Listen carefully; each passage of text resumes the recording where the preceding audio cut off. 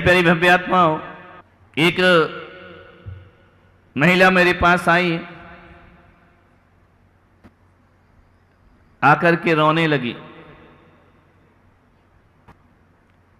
मैंने कहा बहन क्यों रोती हो? तुम्हारे घर में कोई परेशानी, पैसा नहीं है? बोले है। पति अच्छा नहीं है? बोले वो भी अच्छा है। व्यापार नहीं चल रहा है? बोले चल रहा है। मकान नहीं है? बोले बहुत बड़ी कोठी है।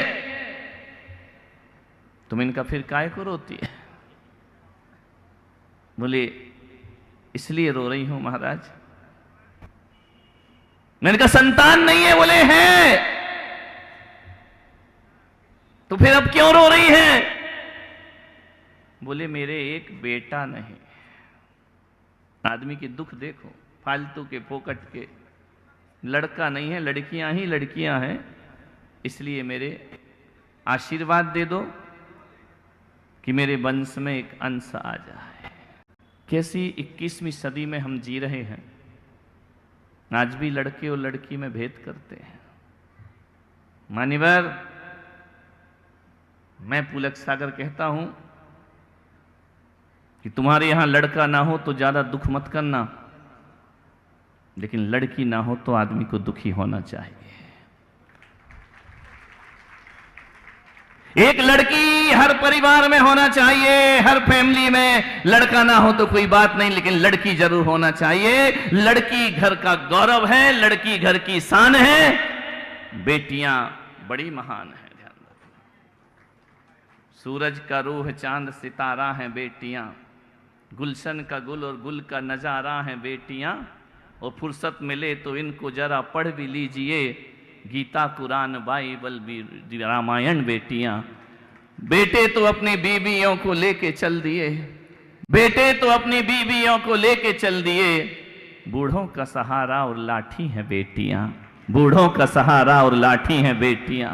बेटियों जरा ढंग से बजाओ ताली। क्या है, यानी तुम्हारे पक्ष में बोलो तो भी तुम्हें ऐसे ही बजाना है। बहुत बढ़िया। तुम काहे को बजा रहे रे? तुम्हारी तो धुलाई होने वाली है, ध्यान रखना। मान एक लड़की जरूर होना चाहिए। मेरी ये मानसिकता है कि जिसके पास लड़की नहीं उसके पास दिल भी नहीं हुआ करता है। ध्यान रखना, दिल वाले वो ही होते हैं जिनके घर कन्या का जन्म हुआ करता है।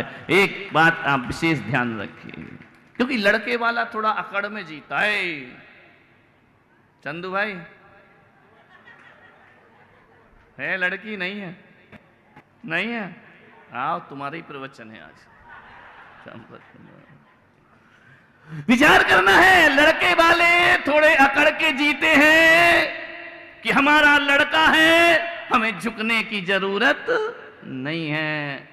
लेकिन लड़की ऐसी होती है जो अच्छों के अहंकार को चुनौती दे दिया करती है। अच्छे अच्छे जो अकड़ वाले होते हैं उनको कोई झुकाने का काम और विनम्रता का काम, विनम्रता का पाठ कोई पढ़ाती है तो हमारी बेटी विनम्रता का पाठ पढ़ाया करती है। आदमी को विनम्र होना पड़ता है, आदमी को नम्र होना पड़ता है।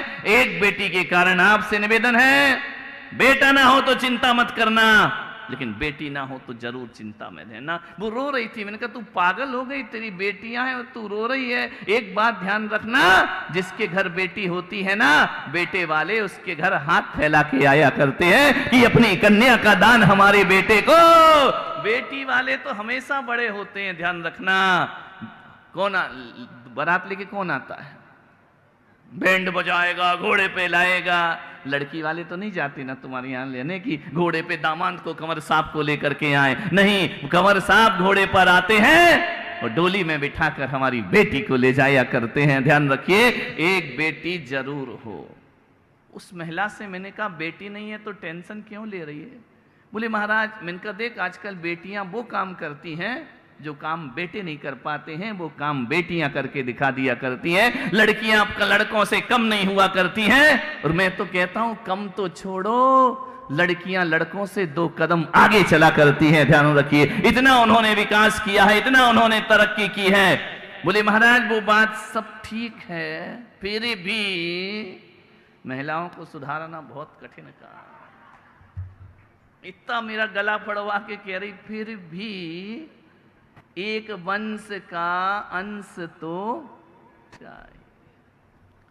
मैं आपसे कहता हूं कोई जरूरी नहीं है कि बेटों से वंश चले। ये मत सोचो कि बेटा कुलदीपक है, बेटा कुलंगार भी बन सकता है। वंश ये मत सोचो कि तुम्हें बेटियां नहीं, बेटा नहीं है तो वंश नहीं चलेगा। मैं आपसे पूछना चाहता हूं भगवान महावीर के कितने बेटे थे? एक भी नहीं था ना, फिर भी आज उनका वंश चल रहा है। 2600 साल के बाद भी हम भगवान महावीर के वंशज कहलाया करते हैं। ध्यान रखना, किस गलत फहमी में जी रहे हो कि बेटों से वंश चला करता है? विनोबा के कोई औलाद नहीं थी, विवेकानंद के कोई औलाद नहीं थी, फिर भी इनके नाम दुनिया में चला करते हैं। ध्यान रखिए, कोई जरूरी नहीं है कि बेटों से वंश चले। वंश औलाद से नहीं, वंश अपने आचरण और व्यवहार से चला करता है। ध्यान रखना, सारी दुनिया, मोदी के कितने बेटे हैं? एक भी नहीं। ध्यान रखना, फिर भी चलेगा वंश। ध्यान रखना, पूरे हिंदुस्तान का प्रधानमंत्री बनकर जो बैठ जाया करते हैं और पूरे विश्व में जो अपनी छाप छोड़ दिया करते हैं, मेरे भाई औलाद से कोई वंश नहीं चला करता है। मैं तो आपसे इतना निवेदन करता हूं, यदि वंश की बात करोगे तो एक बात बताओ, धृतराष्ट्र के 100 पुत्र थे। कितने थे? कौरव कितनी संतान थे? कौन सा नाम रोशन कर दिया उनने वंश का? कौन से अपने पुरखों का नाम रोशन कर दिया? कौन सा उन्होंने वंश चला दिया? विचार करिए। रावण के 1000 पुत्रों ने कौन सा वंश चला दिया? बताइए। आपसे पूछना चाहता हूं, इनके लड़के कितने सारे हुए? 100 लड़के वंश का नाम रोशन नहीं कर पाए। 1 लाख पूत 1.25 लाख नाती रावण का वंश था। 1 लाख पुत्र भी रावण का नाम रोशन नहीं कर पाए। मैं तो आपसे कहता हूं कि कौरव जैसे 100 बेटों से सीता जैसी एक बेटी महान हुआ करती है। सीता जैसी एक बेटी वंश का नाम रोशन कर दिया करती है। सो कौरवों ने कोई अपने माता पिता का हित नहीं साधा, लेकिन एक बेटी सीता, अरे मेरे भाई, बेटी एक कुल को नहीं, बेटी 2 कुलों को रोशन किया करती है। सीता ने अपने पिता का भी नाम रोशन किया और अपने ससुर दशरथ का भी नाम रोशन किया। विचार करिए, 2 कुलों को रोशन करती है, पिता के कुल को भी रोशन करती है और पति के कुल को भी रोशन करती है। ध्यान रखना, कभी सुना किसी कंवर ने ससुराल का नाम रोशन कर दिया? और कंवर साहब ने, ध्यान रखिए,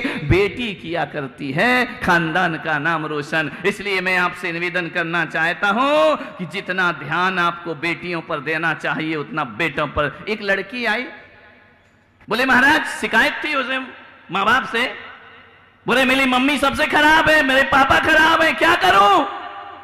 मैंने कहा मम्मी पापा बदल ले। अरे तो बोले ऐसे कैसे बदल ले? तो मैंने कहा फिर अपने आप को बदल ले। मैंने कहा बेटा क्यों खराब है? बोले देखो ना महाराज, मैं कहीं भी जाऊं 10 फोन आते, कहां है, ट्यूशन गई कहां है, कॉलेज गई कहां है, 10 फोन हर 10-10 मिनट में। मैं समय पे घर आती हूं तो भी मुझे डांट पड़ती है।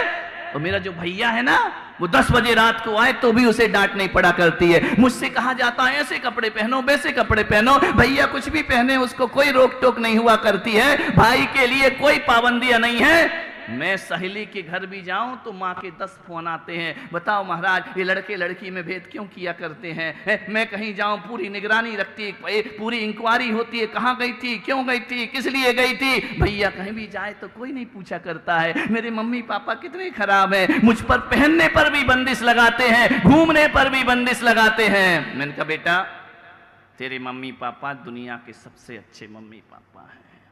बोले क्यों? मैंने कहा एक बात बता।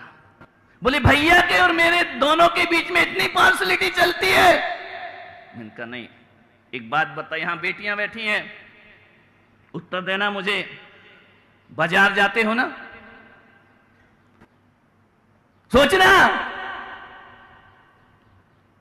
सब्जी भाजी लाते हो, बाजार में हीरे मोती भी मिलते। विचार करना, अपने घर में देखना, हीरे की अंगूठी, हीरे का नग जब बाजार से लाते हो ना, कहाँ रखते हो?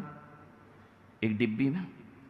डिब्बी के एक नगीने को लाल कागज में बांधोगे, उस पर एक डिब्बी रखोगे, उसके ऊपर बड़ी डिब्बी होगी, उसके ऊपर और बड़ा डिब्बा होगा, फिर वो अलमारी में जाएगा, लॉकर में बंद होगा, अंदर का लॉक अलग होगा, बाहर का लॉक अलग होगा।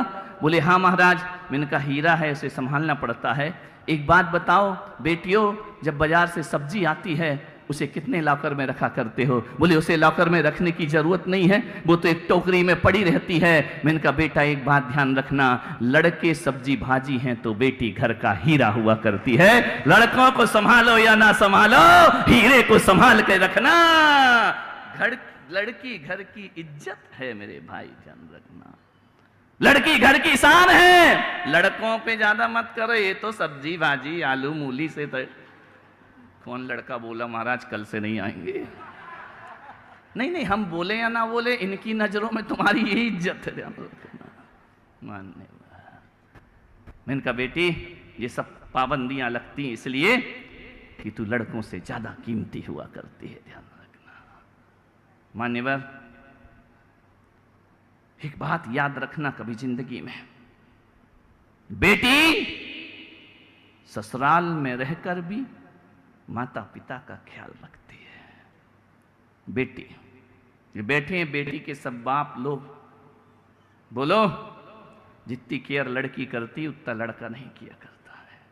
मान्य ससुराल में रहकर भी बेटी माँ बाप का ख्याल रखती है। वह रोज फोन लगाती, पापा खाना खाया, मम्मी क्या चल रहा है, खबर लेती है रोज। ध्यान रखना बेटी ससुराल में रहकर भी तुम्हारा ध्यान रखती है, वो बेटा पास होकर भी तुम्हारा ध्यान नहीं रखा करता है। ध्यान रखिए, बेटा नहीं पूछता है पापा खाना खाया कि नहीं खाया, खा लिया होगा जो होगा। जो दूर है वह तुम्हारे पास है, और जो पास है वह तुमसे बहुत दूर हुआ करता। एक बेटी सोचना, लड़का शादी करके बहू का हो जाता है।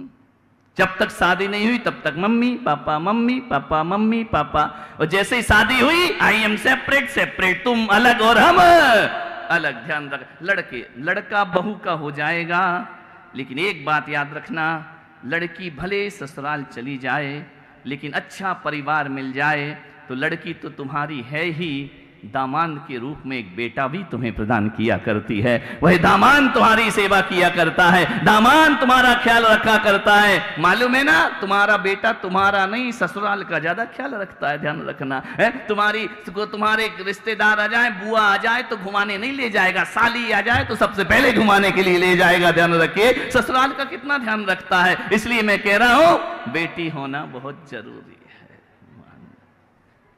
कौन बोला महाराज आप इतनी बातें कहां से आती हैं?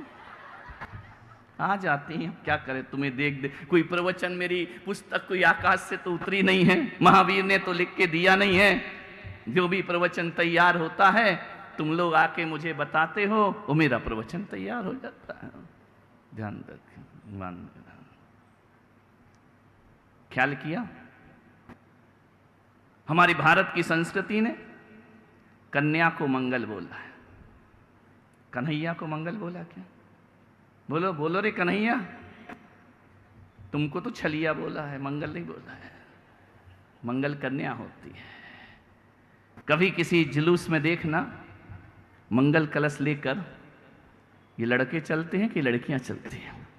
बोलो, बेटियां बहुएं कलश लेकर चला करती है। कोई बेटी यदि कलश लेके सुबह सुबह दिख जाए तो लोग कहते हैं आज शुभ हो गया, आज मंगल हो गया हमारा जीवन।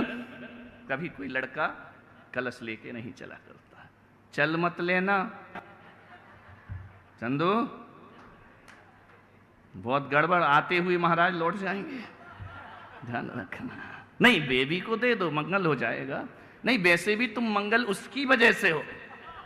ध्यान रखना, सोचना है, विचार करना है। कलश लेकर जब तुम्हारे यहां शुभ कार्य होते हैं, मांगलिक कार्य होते हैं, चौक पूरा जाता है कि कन्हैया पूरता है, कन्या पूजती है, उसमें भी यही आगे होती हैं। और तीन लोग की माता जगत जननी त्रिशला की सेवा करने कोई देव नहीं आता, 56 कुमारी अष्ट कुमारी माता की सेवा किया करती हैं। ध्यान रखना, ये मंगल काम उनको सौंपा जाता है, ये मंगलता का प्रतीक हुआ करता है। आपसे मैं निवेदन करना चाहता हूं कि सबसे ध्यान रखना, जब आप कलश लेकर आते हो बाजार से, वो कलश नहीं, वो एक लोटा होता है। लेकिन जब किसी कन्या के हाथ में चला जाए तो वो लोटा मंगल कलश हो जाया करता है, वह मंगलता का प्रतीक होता है, वह शुभ हो जाया करता है। आपसे मैं एक आग्रह कर रहा हूं, जैसे घर में मंगल कलश को कहां रखते हो? जूते के स्थान पे, दरवाजे के बाहर कहां रखते हो? उच्च स्थान पे रखते हो ना, धार्मिक स्थान पे रखते हो ना। कोई मंगल कलश को लात मारता है क्या? कभी नहीं मारा करता है। मंगल कलश को लात मारना पाप है। अरे मैं कहता हूं, यदि मंगल कलश को लात मारना पाप है तो जिसने उसे मंगल बनाया उस कन्या को लात मारना महापाप हुआ करता है। इससे बड़ा पाप दुनिया में कोई दूसरा नहीं था। कन्या का भी वही सम्मान होना चाहिए जो घर में मंगल कलश का सम्मान हुआ करता है, उसे हृदय में बिठा करके रखना चाहिए। मत बोलो कि औरत पांव की जूती है, औरत पांव की जूती नहीं, तुम्हारे स्वाभिमान का मुकुट कोई होती है तो वह नारी तुम्हारा मुकुट हुआ करती। पैरों की जूती मत समझो उसे, ध्यान रखना। यदि जूती समझ ली तो ध्यान रखना, फिर जूती कहां पड़ती है ना, फिर ये खोपड़ा खाली हो जाता है। ध्यान रखना है, जूती नहीं है, हृदय के स्थान पर बैठा करती है बेटियां।